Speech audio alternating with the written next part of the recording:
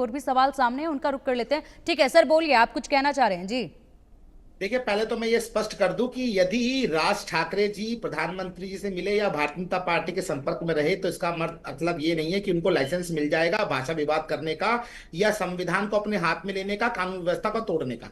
ये आपके शासनकाल में हुआ है। आपके शासनकाल में पालघर के अंदर साधुओं की हत्या हुई, आपके शासनकाल में दंगे हुए, आपके शासनकाल के अंदर महाराष्ट्र अराजकता की तरफ पहुंचा, आपके शासनकाल में एक जो है रिश्वत का इतना बड़ा गोरख धंधा चला कि जनता ने देखा गृह मंत्री जेल में गए। लेकिन ये भाजपा का शासन है भैया, यहां पर किसी प्रकार का कोई अपराध बिल्कुल स्वीकार्य नहीं है। जीरो टॉलरेंस की नीति पे हम काम करते हैं और वो करते रहेंगे। रही बात, जहां तक आप बार बार जो पूर्व मुख्यमंत्री आदरणीय शिंदे साहब के विषय में बात कर रहे हैं, तो वो व्यक्तिगत इशू था, वहां पर किसी ने कोई टिप्पणी की तो उसकी क्रिया की प्रतिक्रिया हुई, लेकिन यहां पर भाषा विवाद है। आप एक मसले को दूसरे मसले के संग जोड़कर कंफ्यूजन पैदा मत कीजिए।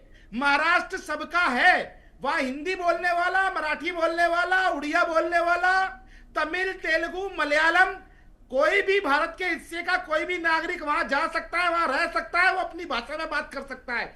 हिंदी हमारी राष्ट्र भाषा है और जो मराठी है वो हमारी मौसी है।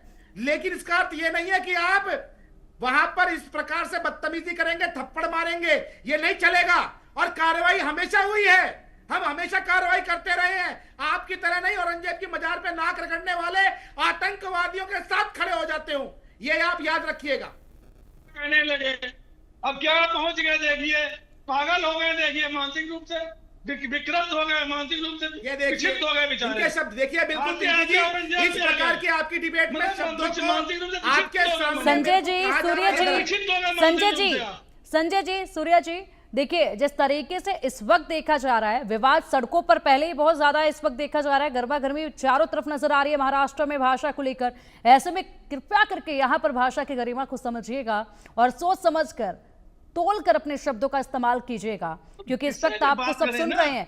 तो अपने विषय में बात करें, औरंगजेब हो गया, फलाना हो गया, हिंदू मुस्लिम हो गया, सभी लोग भाषा बोल सकते हैं। ठीक है सूर्या जी, संजय जी, सर्वे के आगे के सवालों का रुख कर लेते हैं, उसके बाद चर्चा आगे जारी रहेगी। सूर्या जी, संजय जी, संजय जी, संजय जी, आपके शासनकाल में हत्याएं हुई। अगर आप लोग इसी तरीके से आरोप प्रत्यारोप का सिलसिला यहीं पर शुरू कर देंगे तो उसके बाद कौन सी पार्टी इस वक्त इन हालातों पर क्या मुद्दे जनता के सामने रखना चाह रही है, क्या अपनी राय और आगे की नीति को रखना चाह रही है, कैसे समझा जाएगा? कम से कम उस चीज को उजागर कीजिएगा ना। अभी भी आप आरोप प्रत्यारोप पर लगे हुए हैं। खैर, सर्वे के आगे के सवालों का रुख कर लेते हैं, सवालों पर नजर डालते हैं। चर्चा लगातार जारी है। मराठी भाषा पर पिटाई कांड के बाद सियासी तनातनी बढ़ गई है। इसमें 71% लोगों का कहना है कि हाँ, ये तनातनी बढ़ती जा रही है। 26% का कहना है कि ऐसा नहीं हुआ है और 3% का कहना है कि इसमें कुछ भी कहा अभी नहीं जा सकता है। हालांकि तनातनी तो लगातार बढ़ती ही जा रही है, हालात गंभीर होते जा रहे हैं। अब एक और सवाल सामने, बिहार आओ पटक पटक कर मारेंगे, निशिकांत दुबे के इस बयान को कैसे देखती है जनता? इसमें 10% लोगों का कहना है कि थप्पड़ कांड का ये गुस्सा है और इसीलिए ये बयानबाजी हो रही है। 17% का कहना है कि सियासत का गिरता हुआ ये स्थिर नजर आ रहा है। 64% का कहना है कि ऐसा नहीं कहना चाहिए और 9% का कहना है कि इसमें कुछ भी कहा नहीं जा सकता है। बयानबाजी तू तड़ाक पर आ चुके हैं। इसी के साथ आओ देख लेंगे, इस तरीके की राजनीति ये हो रही है। विकास कार्यों पर ये कोई लड़ाई नहीं है, भाषा पर लड़ाई है और भाषा पर ही बिगड़ते बोल जो हैं वो नजर आ रहे हैं। लगातार जिस तरीके से सूर्य जी आप यहाँ पर बातें कह रहे थे, एक बयान आया, इसमें कहा गया कि आइए देख लेंगे आपको भी, इस पर क्या कुछ कहेंगे? लगातार इस तरीके से बयान जो बड़े राजनेताओं की तरफ से आ रहे हैं वो भी कहीं ना कहीं बेहद ज्यादा माहौल खराब कर रहे हैं इस वक्त।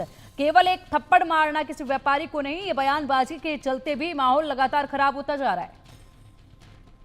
देखिए पिंकी जी, जब मंच से खड़े होके मनसे के सुप्रीमो कहते हैं कि आप पीटो लेकिन वीडियो मत बनाओ, तो ये क्या दर्शाता है कि वो अपनी महाराष्ट्र नवनिर्माण सेना नाम के गुंडे जो ग्रुप है उस ग्रुप को बता रहे हैं कि कैसे आपने मारपीट करनी है और खुली बताते हैं कि ऐसे आप मारपीट कीजिए लेकिन सबूत मत छोड़िए, क्योंकि महाराष्ट्र में कानून का राज है। यदि हम कोई अपराध करेंगे तो वहां पर हमें पुलिस पकड़ लेगी, तो प्रूफ मत छोड़ना। अब रह गई बात दुबे जी की, निशिकांत दुबे जी की।